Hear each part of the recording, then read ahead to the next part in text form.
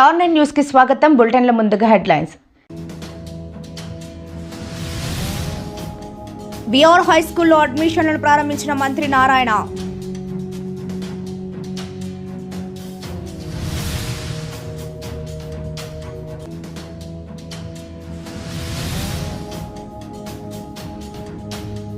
ఒక్క రోజులో 900 అడ్మిషన్లతో చరిత్ర సృష్టించిన విఆర్ హై స్కూల్.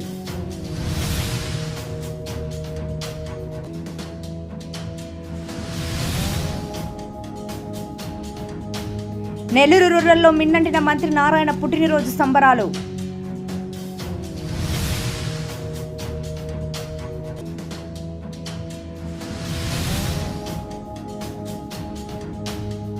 శ్రీ ఆది వారాహి అమ్మవారి దేవాలయం కూల్చివేతపై సంఘీభావం వ్యక్తం చేసిన కరాటే కళ్యాణి.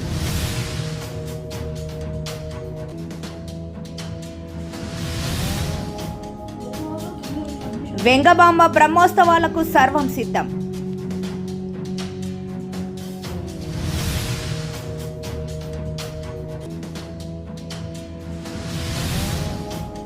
కావలి కోఆపరేటివ్ కాలనీలో నలంద ఆధ్వర్యంలో ఘనంగా ప్రారంభమైన kidney free school. VR high school అడ్మిషన్లను ప్రారంభించిన మంత్రి నారాయణ అధునాతన విఆర్ హై స్కూల్ను చూసి అవాక్కైన తల్లిదండ్రులు. నిరుపేద విద్యార్థులకు నాణ్యమైన డిజిటల్ విద్యను అందించడమే లక్ష్యమన్న రాష్ట్ర పురపాలక పట్టణాభివృద్ధి శాఖ మంత్రి వర్యులు డాక్టర్ పొంగూరు నారాయణ.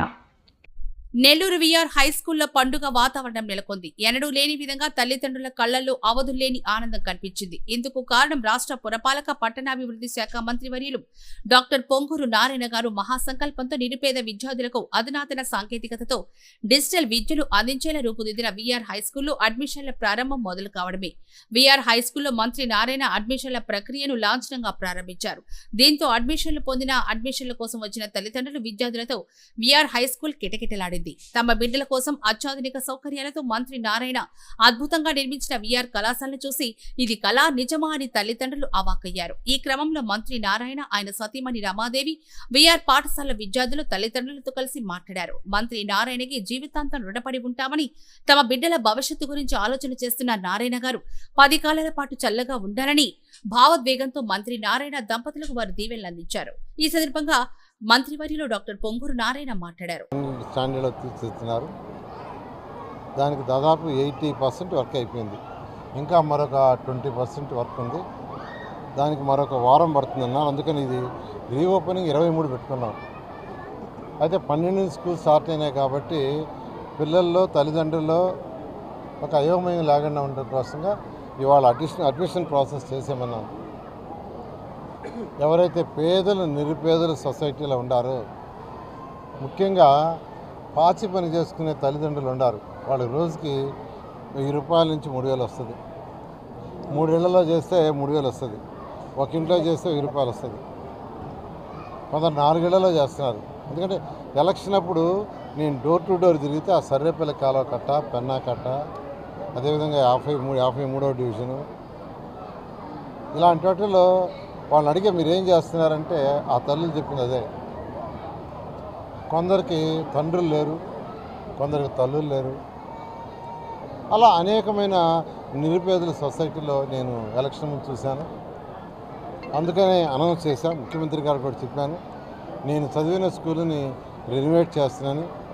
గౌరవనీయ విద్యాశాఖ మంత్రి యువనాయకుడు లోకేష్ గారు కూడా చెప్పాను, ఒక మంచి స్కూల్గా చేయండి అని చెప్పారు.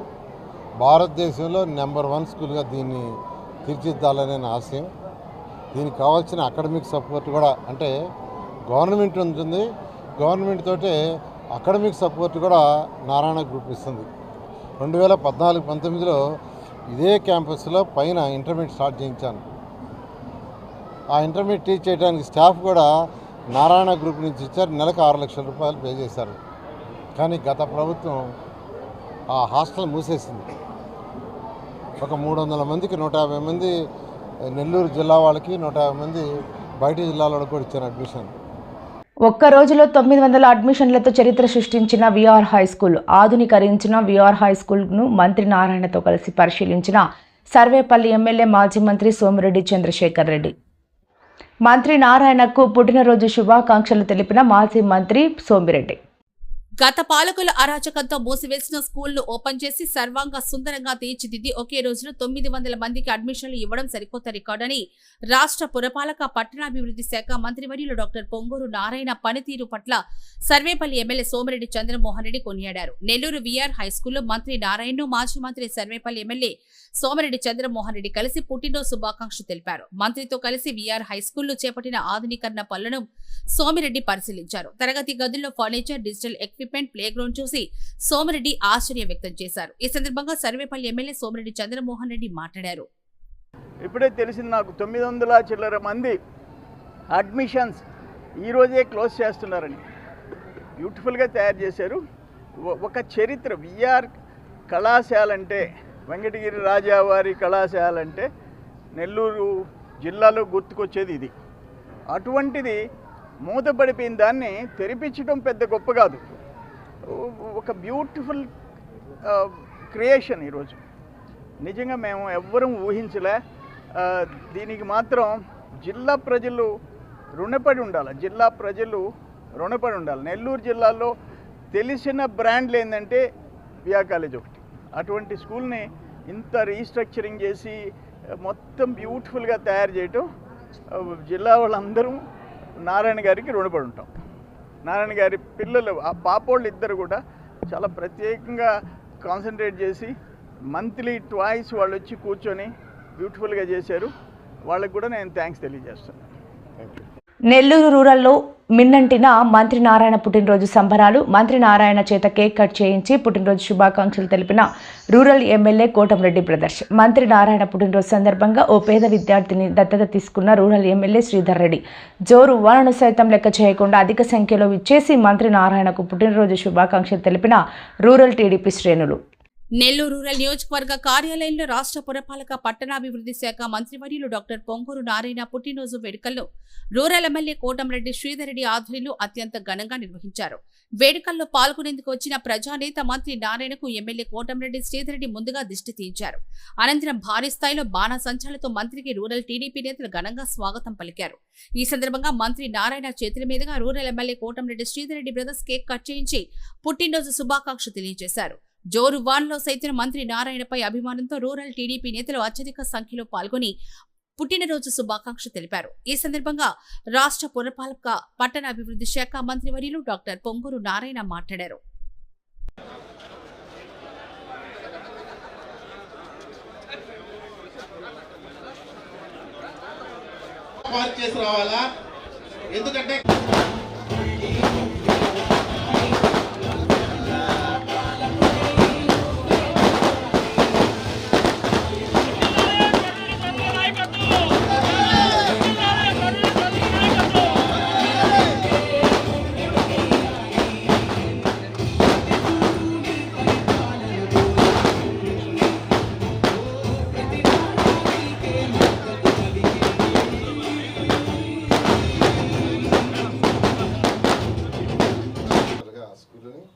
ఎన్సీసీ వాళ్ళతో చేస్తున్నారు.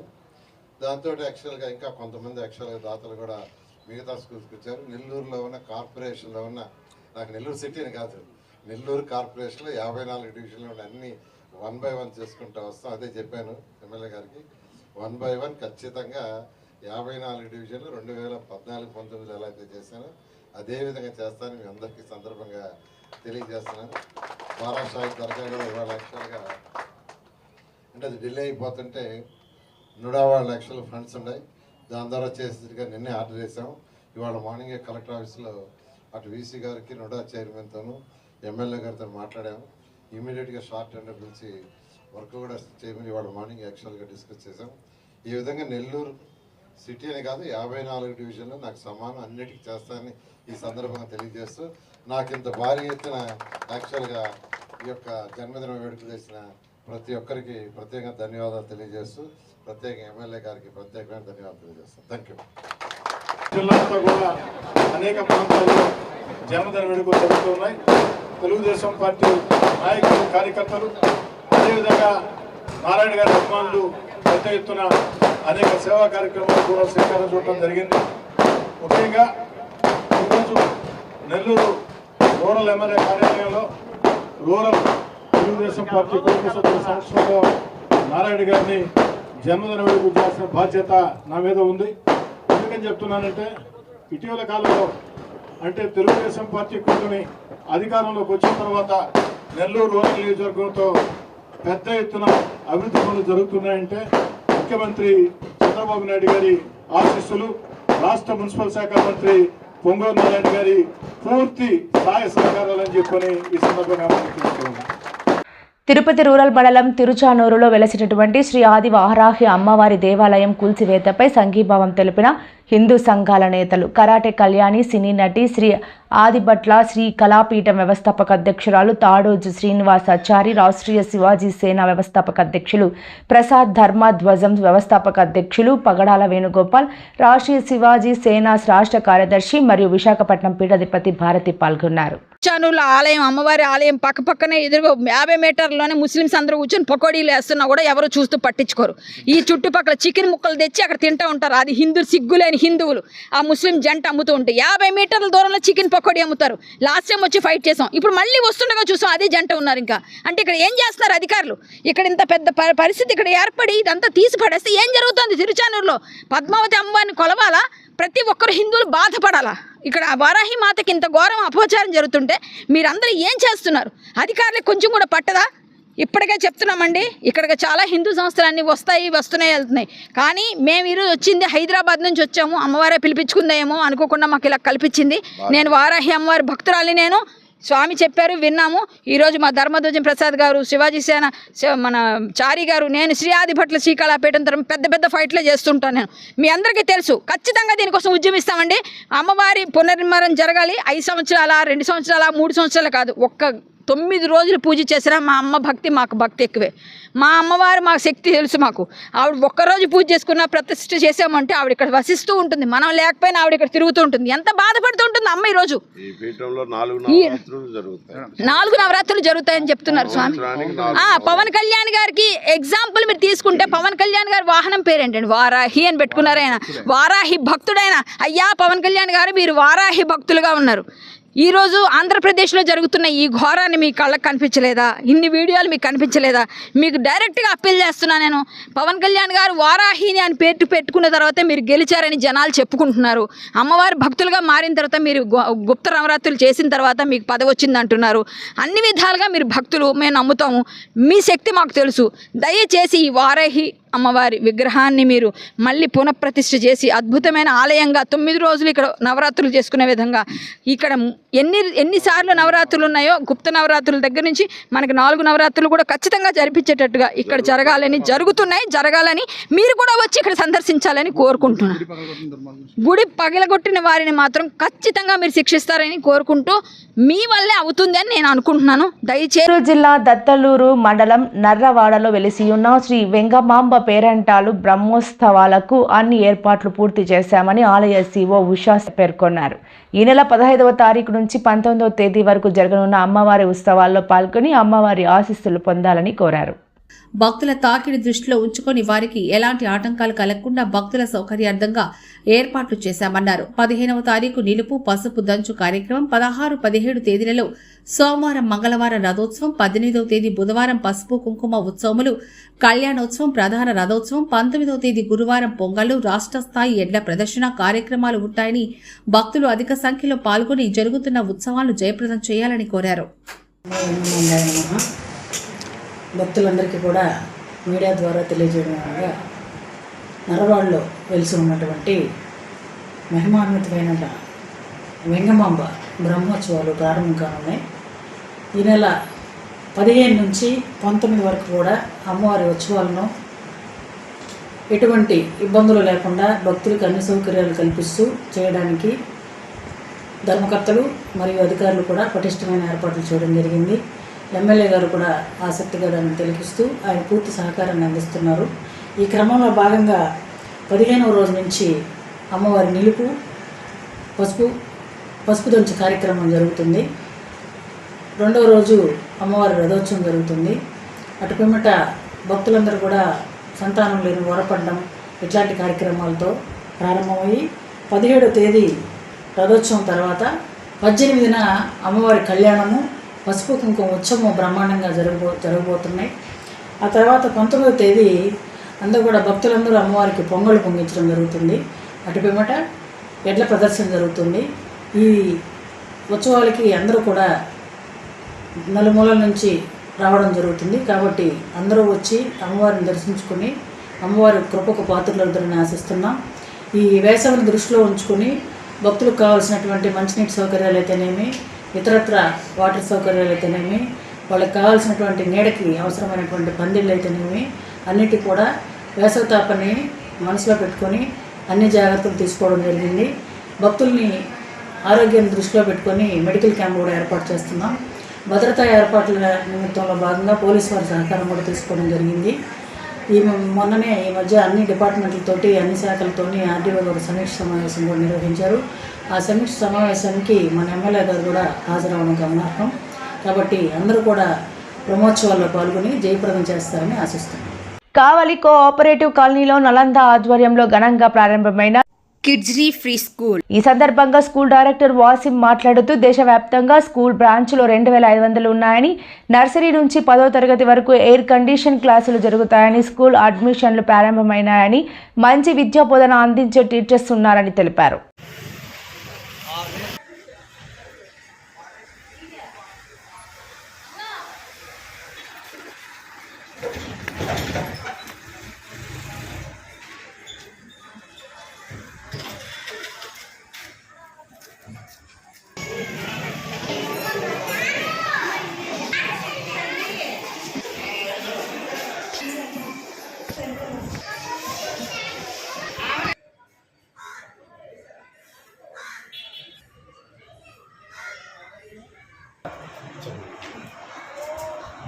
అందరికీ నమస్కారం అండి. ఇవాళ మన కావలి పట్టణంలో నలంద స్కూల్ వాళ్ళు జీ తెలుగు వారి కిడ్జీ ప్రోగ్రామ్ని ప్రీ స్కూల్ వాళ్లకు అందజేయడానికి మేము తీసుకున్నామండి. ఈ యొక్క కిడ్జీ ప్రోగ్రామ్ అనేది మన భారతదేశం మొత్తంలో 2500 పైగా స్కూల్స్ ఉన్నాయి. దానివల్ల మొత్తం అన్ని స్కూల్స్ పరంగా మనం చూసుకుంటే ఇంత మనకు మంచిగా సక్సెస్ అయిన కారణం ఏంటంటే ఆ యొక్క ప్రోగ్రామ్ అనేది చాలా మంచిగా ఉంటుంది. ఆ యొక్క ప్రోగ్రామ్ అనేది పిల్లలు చిన్నప్పటి నుంచి అంటే 1.5 ఇయర్స్ నుంచి 5.5 ఇయర్స్ వరకు కూడా ఏ విధంగా సెల్ఫ్గా వర్క్ చేసుకోవచ్చు, ఏ విధంగా పిల్లల యొక్క ఐక్యూని ఏ విధంగా డెవలప్ చేయొచ్చు, ప్రతి ఒక్కటి కూడా ఒక యాక్టివిటీ బేస్డ్ లెర్నింగ్ కింద చేయించడం జరుగుతుంది. దానికి సంబంధించిన ప్రతి క్లాస్లో కూడా యాక్టివిటీ బేస్డ్ కింద టూల్స్ ఉంటాయి. ఆ టూల్స్తో ఒక మ్యాథమెటికల్ టూల్స్ కావచ్చు, ఒక స్పోకెన్ ఇంగ్లీష్ టూల్స్ కావచ్చు, ప్రతి ఒక్కటి కూడా ఈ టూల్స్ పరంగా వాళ్ళ యొక్క బ్రెయిన్ని, ప్రతి ఒక్క నర్వ్ని యాక్టివేట్ చేసే విధంగా చేయడం అనేది జరుగుతుంది. ఈ యొక్క ప్రోగ్రామ్ని ఈ మన నలంద స్కూల్ వాళ్ళు ప్రీ స్కూల్ అనేది మనం తీసుకోవడం జరిగింది, ఫ్రాంచైజ్ అనేది. ఈ యొక్క కిడ్జీ ప్రోగ్రామ్ సక్సెస్ఫుల్గా నియర్ అబౌట్ 30+ ఇయర్స్ నుంచి జరగడం, 2500+ స్కూల్స్ ఉండడం అనేది మాకు చాలా హ్యాపీగా ఉంది. దానికోసం ఈ సక్సెస్ని మేము మా యొక్క కావలికి ఇంట్రడ్యూస్ చేయడం జరుగుతుందండి. సో ఆల్రెడీ అడ్మిషన్స్ ఓపెన్ అయ్యాయి. సో త్వరగా మనం అడ్మిషన్స్ జూన్ లోపల మనం కంప్లీట్ చేసుకుంటే మీకు ఖచ్చితంగా కూడా మ్యాక్సిమం అమౌంట్ అనేది డిస్కౌంట్ అనేది ఉంటుందండి. సో అన్ని క్లాసెస్ కూడా ఎయిర్ కండిషనర్ క్లాసెస్. సో ప్రతి ఒక్క క్లాస్ కూడా కంపల్సరీ కూడా ఒక ఆయమ్మ ఉంటారు. ఒక ప్రతి 15 స్టూడెంట్స్కి ఒక టీచర్ అనేది ఉంటారండి. సో ఈ యొక్క గొప్ప అవకాశాన్ని మీరందరూ కూడా సద్వినియోగం చేసుకొని ఈ యొక్క కిడ్జీ ప్రోగ్రామ్ని మీరందరూ కూడా తీసుకొని ఖచ్చితంగా ప్రతి ఒక్క పిల్లలు కూడా ఒక ఇంటర్నేషనల్ ప్రీ స్కూల్ కరికులం అనేది మీ యొక్క పిల్లవాడికి ఇచ్చి పిల్లవాడి ఐక్యూని ఇంకా డెవలప్ చేసి పిల్లవాడి యొక్క మైండ్ సెట్ కావచ్చు, పిల్లవాడు ఫిజికల్ ఫిట్నెస్ కావచ్చు, ఇవన్నీ కూడా మనం ఇక్కడ చేయడం వల్ల మీ పిల్లవాడు రేపు రానున్న రోజుల్లో నెంబర్ 1 సక్సెస్ఫుల్ అవ్వడానికి కారణం. Thank you. 85% పూర్తయిన విఆర్ హై స్కూల్ ఆధునీకరణ పనులు, డిజిటల్ ఎక్విప్మెంట్ను పరిశీలించిన మంత్రి కుమార్తె శరణి. తరగతి గదుల్లో ఏర్పాటు చేయాల్సిన ఫర్నిచర్, పెయింట్స్పై పలు సూచనలు ఇచ్చిన శరణి. హై స్కూల్కి నియమించిన ప్రిన్సిపల్ ఉపాధ్యాయులకు సలహాలు ఇచ్చారు శరణి. గ్రౌండ్లో ఏర్పాటు చేస్తున్న స్పోర్ట్స్ ప్లే ఎక్విప్మెంట్లను ఆమె పరిశీలించారు. పనులు వదులుకొని తమ పిల్లల కోసం కృషి చేస్తున్న శరణికి కృతజ్ఞతలు పేద తల్లిదండ్రులు తెలిపారు. పొంగూరు శరణి ఈ సందర్భంగా ఇలా మాట్లాడారు. వీఆర్ స్కూల్ ఆధునీకరణ బాధ్యత తీసుకోవడం సంతోషంగా ఉందని, పనులు చేరు దశకు వచ్చాయని, పేదలైన పిల్లలకు మంచి చదువు అందించాలని ఆశపడతారని అన్నారు.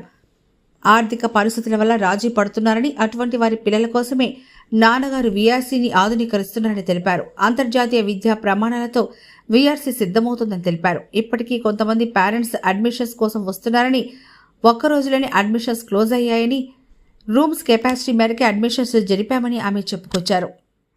నేను పొంగూరు నారాయణ గారి కూతురునండి. నేను ఈరోజు ఇక్కడ వీఆర్ స్కూల్కి వచ్చానండి. సో వీఆర్ స్కూల్లో దగ్గరుండి నేను ఈ రెస్పాన్సిబిలిటీ తీసుకొని, మా నాన్నగారు నాకు ఈ రెస్పాన్సిబిలిటీ ఇచ్చారు. వీఆర్ స్కూల్ని ఎలా అన్నా నువ్వు అప్గ్రేడ్ చేయాలి, ఎలా అన్నా ఇది ఒక ఇంటర్నేషనల్ స్టాండర్డ్ స్కూల్ అవ్వాలి అని చెప్పారు. అండ్ స్కూల్ ఆల్మోస్ట్ కంప్లీట్ అయిపోయిందండి. ఇన్ఫ్రాస్ట్రక్చర్ వర్క్స్ బాగా జరుగుతున్నాయి. ఎన్సీసీ వాళ్ళు చాలా బాగా చేస్తున్నారు. ఇది ఒక సిఎస్ఆర్ యాక్టివిటీలా చేస్తున్నారు. ఏ పేరెంట్ కన్నా వాళ్ళ చిల్డ్రన్ని ఒక మంచి స్కూల్లో చదివించాలి అని ఉంటుంది. వైసీపీ వాళ్ళు గత 5 ఏళ్ళుగా ఈ స్కూల్ని ఎందుకు మూతేశారో నాకైతే అర్థం కావట్లేదు. ఎందుకంటే ఎంతోమంది విద్యార్థులు ఈ స్కూల్లో చదివి గొప్ప వాళ్ళు అయ్యారు. మా నాన్నగారు కూడా ఈ స్కూల్లో చదివారు. దాని తర్వాత మా నాన్నగారు ఈ స్కూల్లో ఉద్యోగం చేశారు టీచర్ లాగా. అండ్ ఇప్పుడు ఈ స్టేజ్లో ఉన్నారంటే ఎప్పుడు చెప్తూ ఉంటారు, తప్పకుండా నేను చదివిన స్కూలే అని. సో ఈరోజు జూన్ 23న ఈ స్కూల్ స్టార్ట్ అవుతుందండి. అడ్మిషన్స్ కూడా ఫుల్ అయిపోయాయి, అడ్మిషన్స్ క్లోజ్ అయిపోయాయి. నిన్న మీరు చూస్తుంటే చాలామంది పేరెంట్స్, ఇప్పటికీ కూడా చాలామంది పేరెంట్స్ వస్తున్నారు, చాలామంది స్టూడెంట్స్ వస్తున్నారు, అడ్మిషన్స్ కావాలంటున్నారు. కానీ అడ్మిషన్స్ 1000 కెపాసిటీ అండి ఈ స్కూల్. సో అడ్మిషన్స్ మొత్తం క్లోజ్ అయిపోయాయి. ఈ స్కూల్లో చూసేటట్టయితే ఇంటరాక్టివ్ ప్యానెల్స్ నుంచి డిజిటల్ ఎడ్యుకేషన్ అనేది చాలా ముఖ్యము.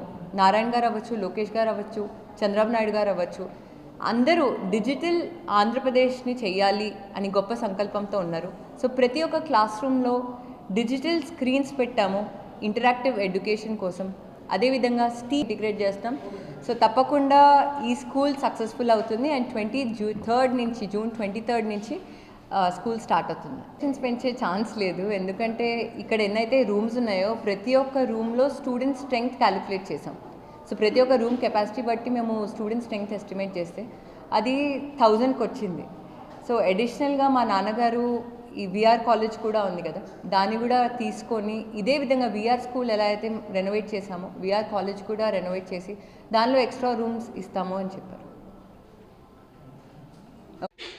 నెల్లూరు జిల్లా ఉదయగిరి మండలం ఆర్లపడియ పంచాయతీ కోటాయపల్లిలో గత ప్రభుత్వం చేసిన భూ కబ్జాలు, రికార్డుల దిద్దుబాటు తదితర అంశాలపై బాధితులు ఉదయగిరి తహసీల్దార్ కార్యాలయాన్ని ముట్టడించి వాస్తవాలను లిఖితపూర్వకంగా తహసీల్దార్ రామ్మోహన్కు అందజేశారు. ఈ సందర్భంగా ఆ గ్రామానికి చెందిన భూ బాధితులు తహసీల్దార్ కార్యాలయానికి చేరుకున్నారు.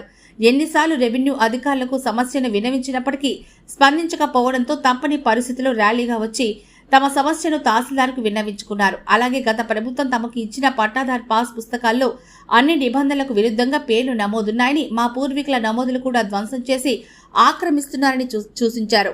ఉన్నతాధికారులు స్పందించి తమకు న్యాయం చేయాలని కోరుతున్నారు. జగనన్న గారి గవర్నమెంట్లో ఇస్తే ఏంటండి దాని అర్థం? ఎవడండి ఎవరిదండి ఆధార్ కార్డు? మా నాన్నగారు చనిపోయారు. ఆయన స్వర్గస్థులు అయిన తర్వాత మా అమ్మగారి పేరు మీద ఎక్కిమని వీఆర్ఓ గారికి 2 సార్లు నేను వినిపించుకున్నాను. 2 సంవత్సరాల నుంచి బతిలాడుతున్నాను. ఇక్కడ ఆధార్ కార్డు ఎవరిదండి? ఫోన్ నెంబర్ ఎవరిదండి? ఈ పేరు తప్పించి అంటే ఇంకొక తరం మారితే దుర్భేదం.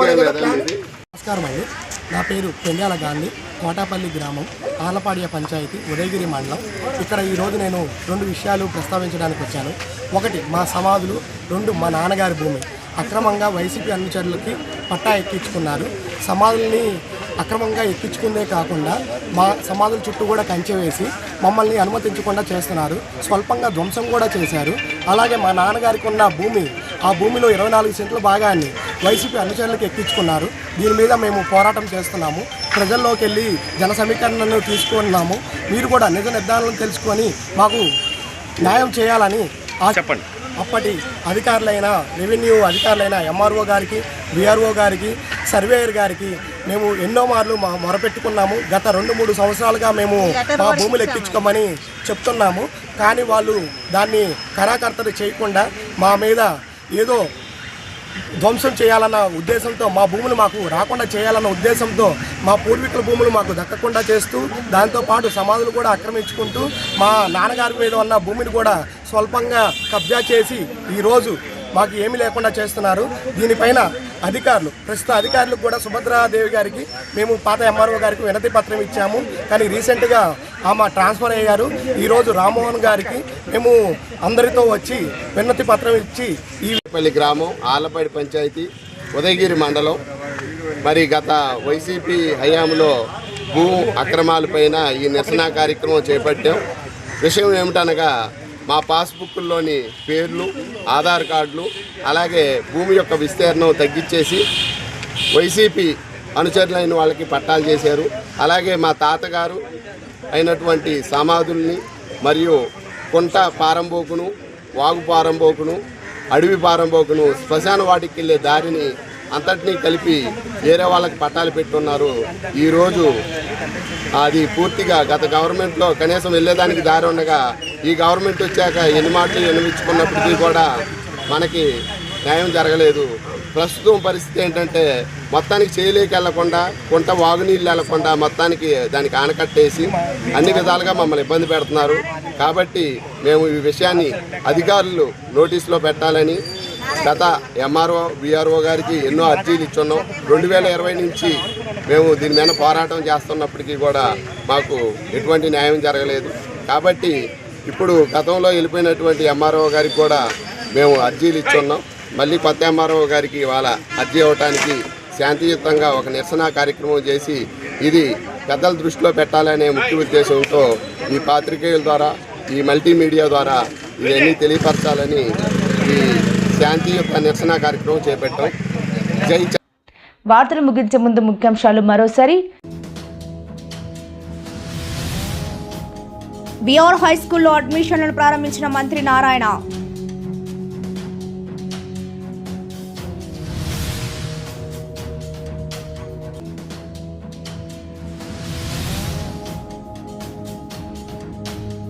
ఒక్క రోజులో 900 అడ్మిషన్లతో చరిత్ర సృష్టించిన విఆర్ హై స్కూల్.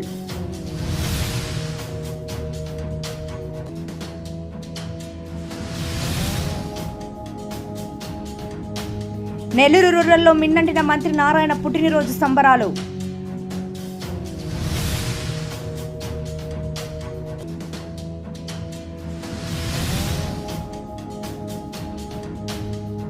శ్రీ ఆది వారాహి అమ్మవారి దేవాలయం కూల్చివేతపై సంఘీభావం వ్యక్తం చేసిన కరాటే కళ్యాణి.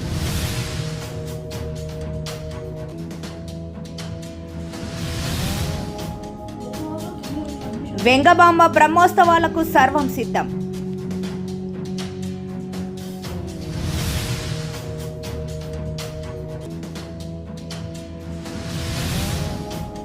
కావలి కోఆపరేటివ్ కాలనీలో నలంద ఆధ్వర్యంలో ఘనంగా ప్రారంభమైన కిడ్స్ ని ఫ్రీ స్కూల్. మరిన్ని లేటెస్ట్ అప్డేట్స్ కోసం చూస్తూనే ఉండండి Star 9 Live.